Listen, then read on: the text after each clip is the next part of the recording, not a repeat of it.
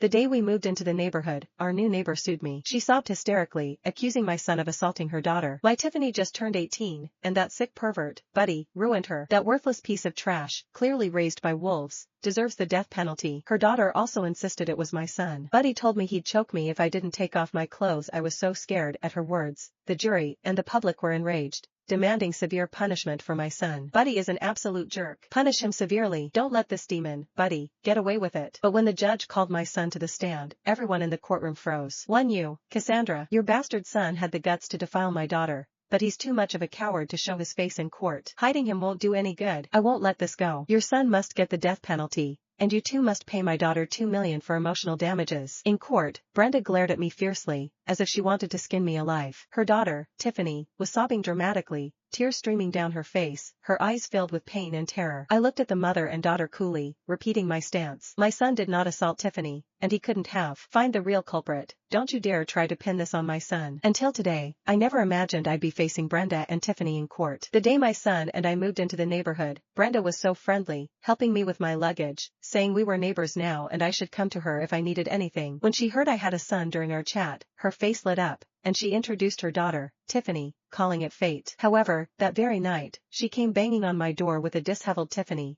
accusing my son, Buddy, of assaulting her. I was stunned, then quickly explained that my son would never do such a thing. But Brenda wouldn't listen. She was convinced my son did it, and Tiffany cried along, claiming my son dragged her from the hallway to the rooftop and assaulted her.